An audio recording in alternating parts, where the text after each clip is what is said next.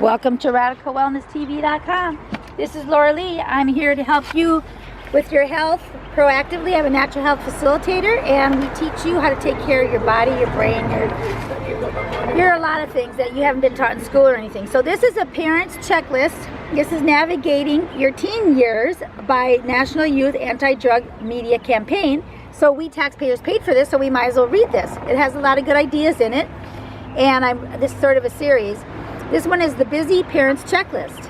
So there's some things I agree with on this, and there's some things I don't. But just go ahead, and you'll probably find have the same experience. I have a 16-year-old female myself, so it's pretty challenging, but it's also a great experience. And we want to make sure we know it's their childhood, which is important. People's childhoods are important. So 2 more years to go. Anyway, the Busy Parents Checklist. So what's a parent to do with all this information? To help, we boil down some key advice into a convenient checklist that helps you keep in mind simple, easy steps you can take each day, week, and month to stay connected to your teen. Try to do this daily. This is a daily checklist. Know your teen's main activities and plans for the day. 2, know where your teens are when you are at work or not otherwise with them, and who they are likely to be with. 3, if appropriate for that day, remind your teen about relevant rules. 4, at the end of the day, ask about your teen's activities. 5, praise and thank your teen for good behavior. 6, check that homework and other responsibilities have been completed. Number 8, try to have family meals together or engage in a family activity on a regular basis. Okay, try to do these weekly. 1, take some time to check in with each child. Set 20 minutes aside to find out how friendships are going, what's happening at school, and what other events are important to your teen's life. 2, ask your teen midweek if there are any special plans for the weekend that require your input. Do this early to avoid last-minute conflict. 3, every once in a while, check that your teens are where they say they are going to be. Number 5, remind your teen about weekday, weekend rules when appropriate. So try to do these things monthly. Make sure you had at least a couple of individual activities or outings with your teen. 2, check the temperature of your relationship. How are things going?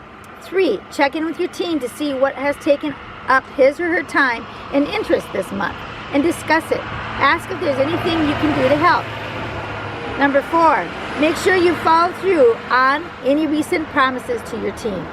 5, plan one special family event or activity. Try to do things that your teen enjoys, and then make sure you keep your promises. That's so key.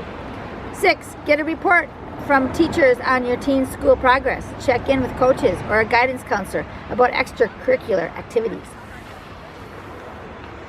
7, take a monitoring inventory. Who has your teen been spending time with? What has he been doing, he or she? Follow up with any red flags or concerns. Number 8, what have they been spending their money on? That could be a good tracker. Number 9, stay up to date. I know my teenager goes through a lot of it. Stay up to date on news and trends among teens in the area. Talk with other parents and discuss concerns with your kids. Check with local youth organizations to find out about problems in your community. I'm going to make a tea time with one of my child's good friend, with her mom. She's a good lady too. Check in with your teens about rules. If they've been doing well, then be flexible and reward them with meaningful ways. When your teens are ready, allow them more freedoms.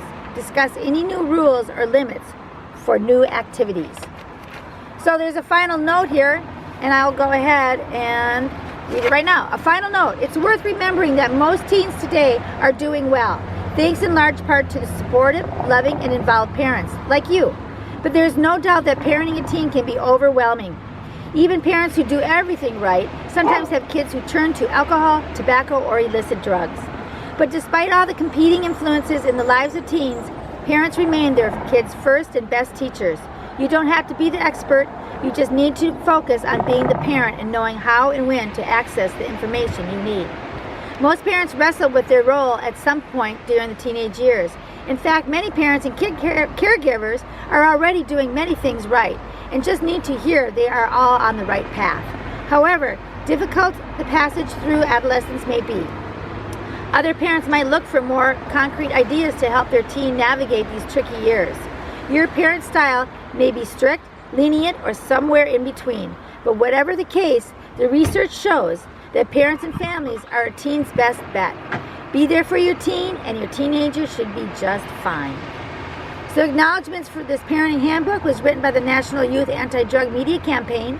The media campaign appreciates the valued participation of the following organizations in the development and review of this handbook: the American Academy of Pediatrics, National Campaign to Prevent Teen Pregnancy, National Prevention Network Public Information and Media Committee, NYU Child Study Center, and Parent Corps.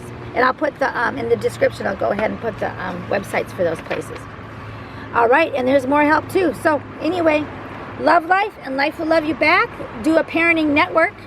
That's always a good idea, to have a parenting network in case your child goes off the cliff somewhere and you can't find them. And that's very scary for a parent. Anyway, avoid that. Love life and life will love you back. Love your teens, then they will love you back too. Bye-bye for now. Please like, comment, and share. And hit the bell.